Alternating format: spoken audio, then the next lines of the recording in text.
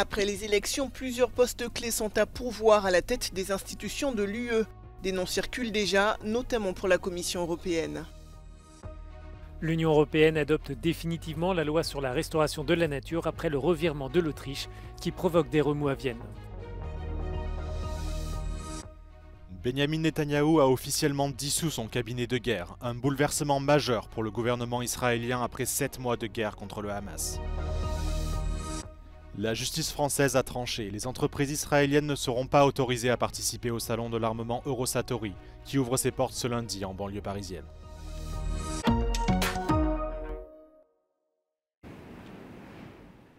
Après la bataille pour les élections européennes, c'est au tour de celle pour les postes clés de l'UE. D'abord la présidence de la Commission européenne, une fonction convoitée, renouvelée tous les 5 ans, mais qui n'est pas soumise au vote des électeurs. Le processus de nomination dépend en effet principalement des chefs d'État et de gouvernement des 27 pays membres de l'UE. Ces prochaines semaines, ils devront se mettre d'accord pour proposer un candidat ou une candidate, puis soumettre leur choix aux eurodéputés qui voteront par la suite. Plusieurs noms circulent déjà, comme Mario Draghi, ancien patron de la Banque centrale européenne et ex-premier ministre italien entre février 2021 et octobre 2022. Face à lui, Ursula von der Leyen, actuelle présidente de la Commission européenne, est candidate à sa propre succession. Pour conserver son poste, elle devra mettre en avant son bilan. Mais au cours de son mandat, elle s'est heurtée à de nombreuses critiques concernant ses positions diplomatiques. The European Council will be quite motivated in getting, the institutional turnover, let's say, get this finalized quite quickly, because, we live in very turbulent times, very turbulent geopolitical times. We're facing potentially another presidency of Trump. So I think leaders are really, very keen on having a new commission with a new agenda installed as quick as possible. Autre poste clé, celui de président du Conseil européen, qui consiste à présider les réunions du Conseil qui réunit les chefs d'État des pays membres de l'UE. Le Belge Charles Michel, qui a effectué 2 mandats, ne peut pas se représenter. Alors plusieurs noms circulent, comme Antonio Costa, ancien Premier ministre du Portugal, ou encore Mette Frederiksen, Premier ministre du Danemark.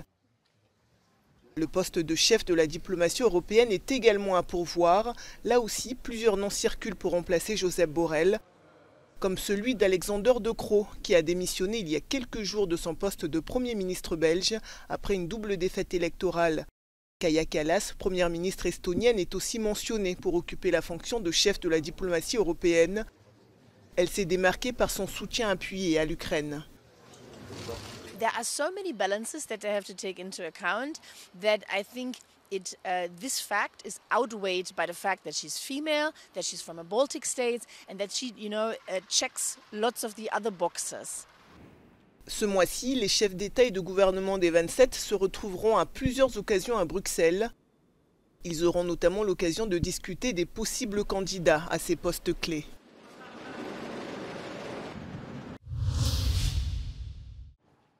Après des mois de négociations et de nombreux rebondissements, la loi sur la restauration de la nature est finalement adoptée par l'Union européenne.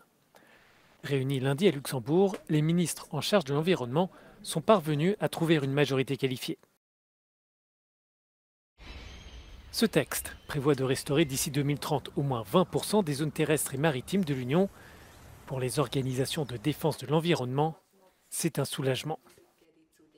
It is historic because it will really set legally binding targets for member states to start restoring many degraded ecosystems, from forests through freshwater ecosystems, to restore nature in cities, to restore pollinators, so it's really very important. Cette adoption provoque cependant des remous politiques. Tous les regards sont tournés vers Vienne, qui a fait basculer le rapport de force entre les capitales. La ministre autrichienne écologiste en charge du climat a validé cette loi permettant d'obtenir une majorité qualifiée, une décision prise à l'encontre de la ligne du chancelier autrichien. Le chef du gouvernement, issu des chrétiens démocrates, assure que son pays comptait s'abstenir, un choix finalement rejeté par la ministre. I know I will face opposition in Austria on this, but I'm convinced that this is the time to adopt this law. Ce vote met fin à une longue campagne de contestation politique menée principalement par le Parti populaire européen. Le Parlement a adopté de justesse ce texte avant de voir les États membres se déchirer à leur tour. Pour les défenseurs de cette loi, l'Union peut enfin avancer.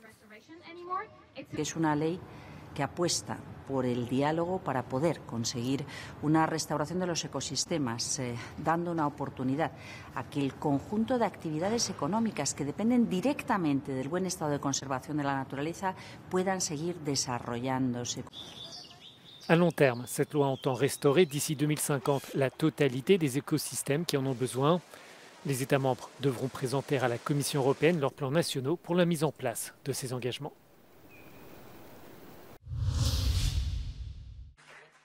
Le premier sommet pour la paix en Ukraine s'est achevé en Suisse. Dans la déclaration finale, les pays présents ont réaffirmé leur soutien à l'intégrité territoriale de l'Ukraine. 80 countries out of the 92 that attended the Peace Summit in Switzerland jointly called for the territorial integrity of Ukraine to be the basis for any peace agreement that could end Russia's full-scale invasion. However, there were some countries that attended that did not sign the final declaration on Sunday.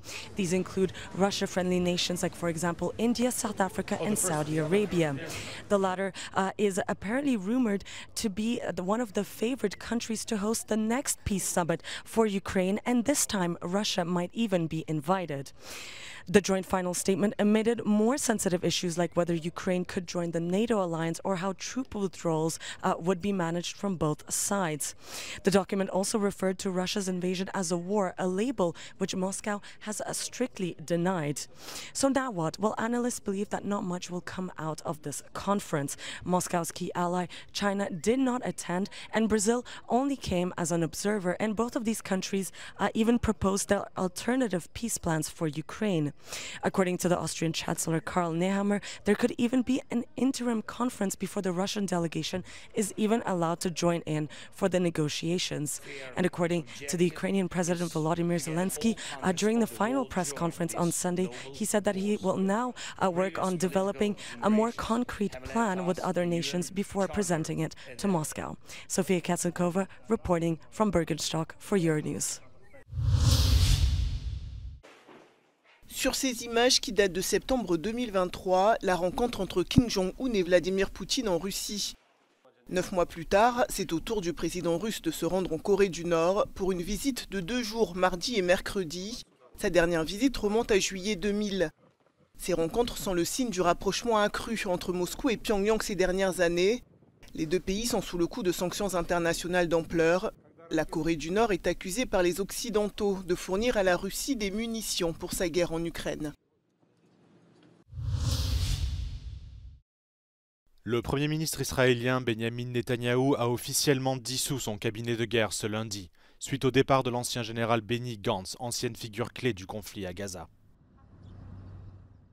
La dissolution de ce cabinet, qui avait été formé le 11 octobre dernier pour gérer les campagnes militaires contre le Hamas, marque un changement majeur dans la coalition gouvernementale israélienne.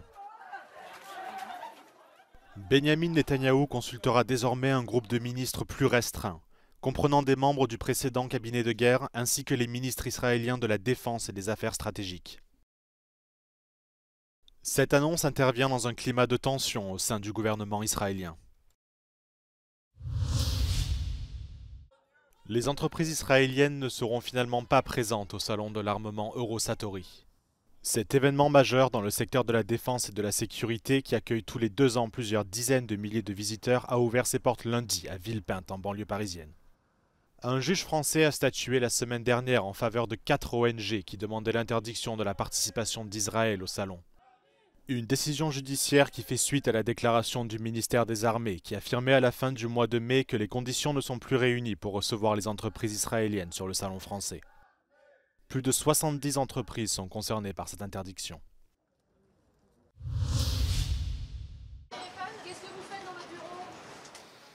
Après une semaine de rebondissement, la campagne officielle des élections législatives anticipées est ouverte en France.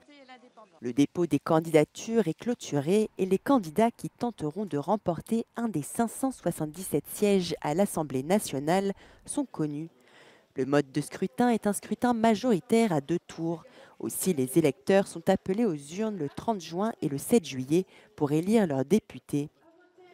Le président Emmanuel Macron avait appelé des élections législatives anticipées suite à la victoire du parti d'extrême droite du Rassemblement national aux élections européennes. La semaine passée a été marquée par d'intenses tractations pour former des alliances. Les partis de gauche se sont ralliés sous la bannière du Front populaire. À droite, l'alliance des Républicains avec le Rassemblement national a suscité de vives polémiques. L'exclusion d'Éric Ciotti du parti Les Républicains suite à son accord avec le RN est temporairement suspendue par la justice. Des manifestations contre l'extrême droite se sont également déroulées dans toute la France. Les rebelles Houthis affirment avoir pris pour cible 2 navires civils et un destroyer de la marine américaine au large du Yémen. Le destroyer et un pétrolier ont été touchés par des missiles en mer Rouge, tandis qu'un second pétrolier a été visé par des drones en mer d'Oman. Les Houthis ont commencé à cibler le transport maritime en novembre dernier par solidarité avec la Palestine, mais les frappes touchent souvent des navires qui n'ont rien à voir avec la guerre. Une importante force internationale est positionnée dans la zone afin d'empêcher un blocus de ce couloir maritime crucial pour le transport de marchandises entre l'Asie, l'Europe et le Moyen-Orient. À la Mecque débute ce lundi le 3e jour du Hadj, le grand pèlerinage pour des millions de musulmans. Cette année, des douches d'eau fraîche ont été installées un peu partout sur le site afin d'aider les pèlerins à supporter les fortes chaleurs.